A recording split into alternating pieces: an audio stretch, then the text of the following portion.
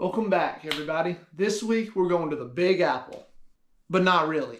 We're going to upstate New York. 13-hour drive ahead of us. We're off to New York, me and Bryce. It's gonna be great.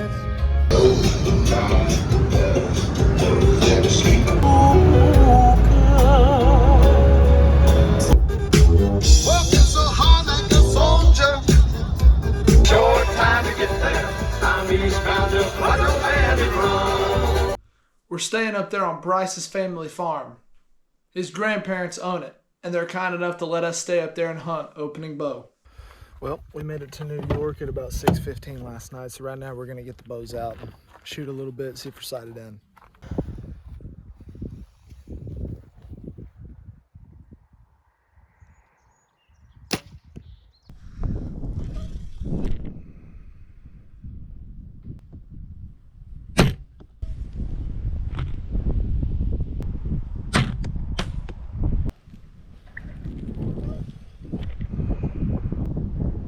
Now, when I say this was a hard week of hunting, you'll kind of see what I mean whenever you see multiple sits with us not seeing anything.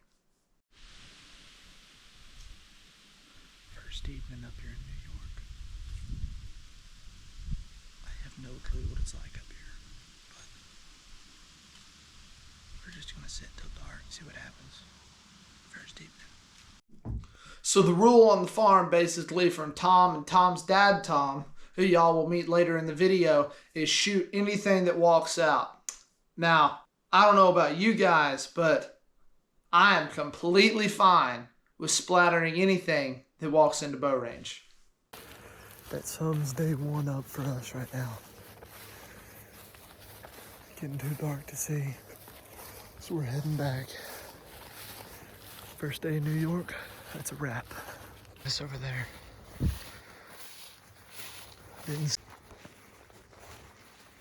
At least the views are good up here.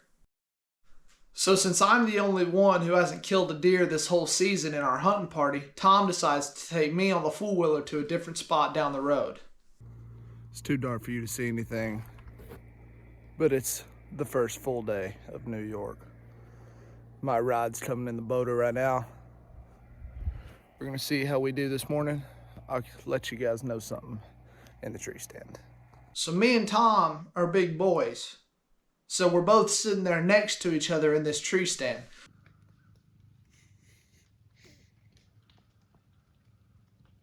So you can only imagine how that went. But anyway, we didn't see nothing. So we got back on the four-wheeler and drove back home.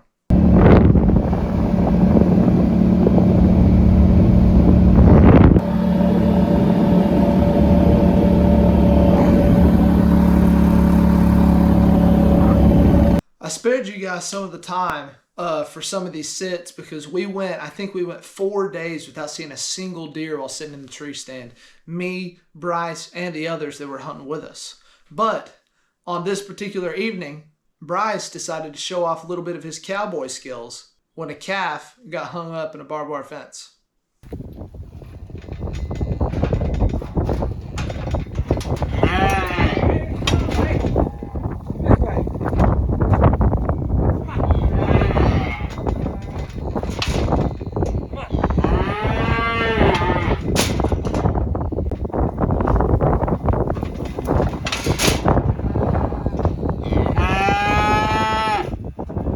So this next morning was pretty much textbook for bad, okay? You had 32-mile-an-hour wind gusts, plus it was 35 degrees, which we expected to go up there and it to be mid-50s to 60s. So we did not have the clothes for this kind of weather.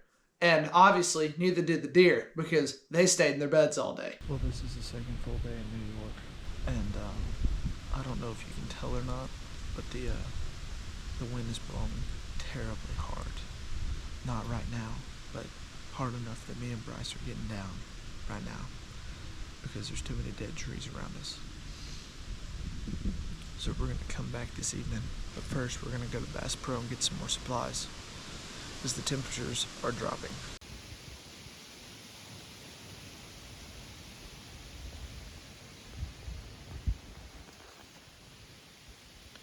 The wind is bad. Bryce, on the other hand, he had some pretty good luck and saw about every single turkey in New York.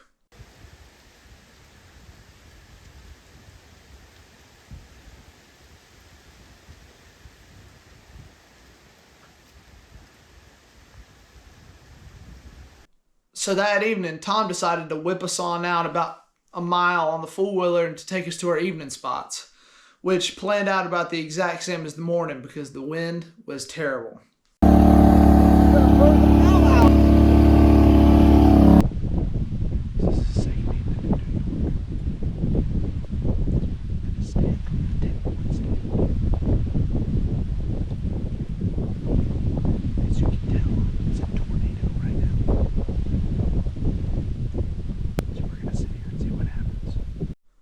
So before dark one night, me and Tom decided to try our spot and stalk out right before shooting light ended. And as we're walking through the field, we crest over and there's a group of does about 60 yards away.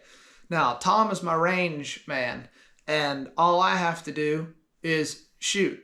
So don't get on me about my camera work. And sorry for the vast cut to the next day.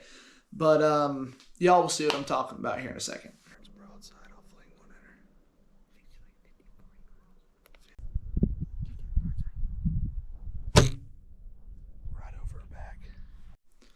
Hopefully the rest of our week goes better than that, right? Bad filming and a bad shot. This is the fourth full day in New York. We're in the wettest tree in the whole state right now. Watching this little food plot. I have no clue if we're going to see anything, but we're going to sit for a few hours this morning to dry it out.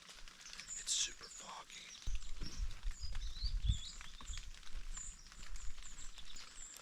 So I'll catch you guys whenever something happens.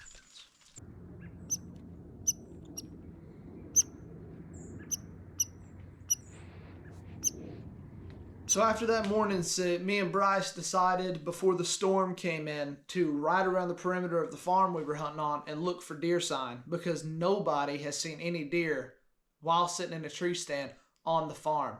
So me and Bryce took the four-wheeler and we're riding around the perimeter, and he tells me about a stand that has been off the radar for 5 years. Nobody's sat in it, nobody's hunted out of it. And since the farm is so pressured, I thought we could probably find the stand. And if we did, that might be our ground zero to get a deer killed on this trip. We just walked back up into this big bedding area and found a stand. It's been gone off the radar for 5 years. This may be the best evening spot on the property. Here, look at what this looks like.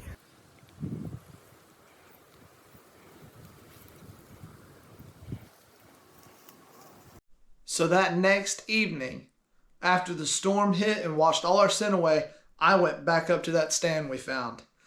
And I was sitting there for maybe 45 minutes when the first deer came out right under my stand.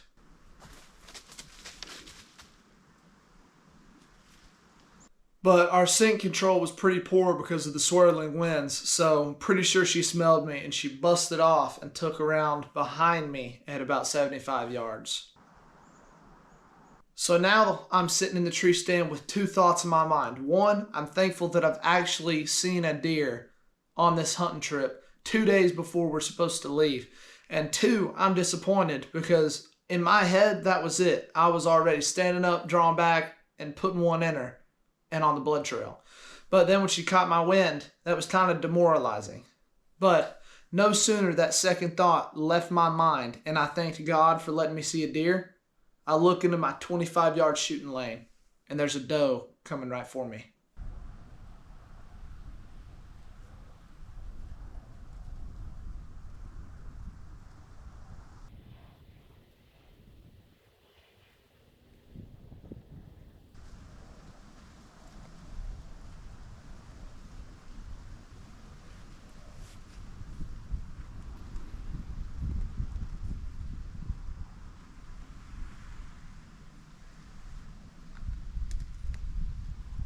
Now I'm in a predicament because she's walking in on my far right shooting lane when I anticipated them to go into my left shooting lane for better filming.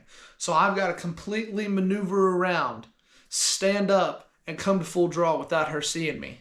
And to make matters worse, as soon as she enters that right side, I'm blocking the camera. So you can't see the shot at all. So when she enters the shooting lane, I stand up thinking she's going to walk out broadside and give me a 25-yard shot. So I come to full draw, and I was wrong. She came and faced me and walked 2 minutes straight towards me. My arms are getting exhausted because I've been holding draw for about 1.5 minutes to 2 minutes. And plus, I also know that I'm blocking the shot. So I'm frustrated to say the least. So as soon as this doe gives me a chance, I'm going to let her have it.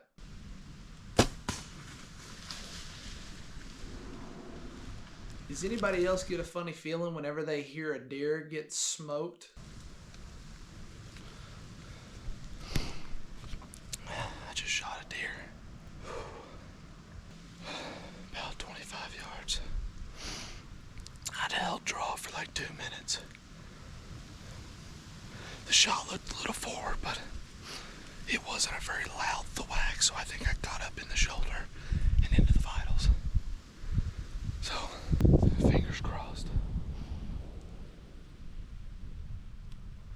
I'm gonna climb down and call Bryce and we'll see what we can do. Stay tuned. So I'm feeling pretty confident about the shot, so I maybe give it 15 minutes, and I'm down and I'm looking for blood, because as far as I know, this is the closest anybody's been to shooting a deer all week. So I'm kind of pre-tracking that deer a little bit. Blood instantly. Got some pretty decent blood right now, so we're just gonna keep on trucking for a few. See if we can find any more. It's gotta be a good sign, right? Blood spurting on those limbs and stuff. There's some blood right there too. I'm tracking it. I mean, there's non-stop blood. There's just not much. There's a decent trail of blood here. Starting to pick up a little bit. Bubbly. There's decent blood. Kind of just painted about. I haven't jumped anything, and I've only went about 50 yards. I'm kind of scared to push a little bit further because it's only been about 20 minutes. So I'm gonna get some backup. I was confident throughout the whole blood trail, but I was starting to get a little bit nervous there around the 40-yard mark because I put that shot right in her crease. But my hopes changed when I found my arrow. Found what we've all been waiting for right there. The arrow and the kill zone broadhead right there. Yes, sir, baby. All week. This has been the hardest week of my entire life of hunting. And that right there, she's coming home with me, baby. Whew. Tagged out bow season in New York, baby. Yes, sir, man. I'm gonna get her drug out to the field. We're gonna hook her up. There she is, man. That's a big old doe right there. Pushing almost 200 pounds live weight. Heck yes, baby. Found her. Giant doe. I mean, an absolute giant doe. 180 pounds. Oh, it sucked to drag her out. It sucked. There's some pretty big bodied deer up there. But Bryce, he was ecstatic. And I did not get to get his full reaction on camera. But I've never seen this boy so happy. That's actually, dude. Yeah, that's damage. Oh, man. Well, that thing is. I say we don't tell Landon wicked. until tomorrow. All right, sounds good. Dude, that looks like, it literally looks like a paint job on it. Oh, yeah, dude. Yeah. Oh, yeah. Oh. Yeah, she's dope. I saw others. Yeah. Oh, my gosh. Oh, man. Look at Well, that's it for this video. I want to give a big shout out to Tom, Tom's dad, Tom, and Bryce's grandparents for letting me go up there for that experience. And thank you for Bryce taking me up there. I really appreciate it. God has been good to us, buddy. I am extremely thankful for the deer. In about a month or a month and a half, rifle season opens up there in New York. And since I bought a tag, we might be able to go up there and bust us another one. Stay tuned.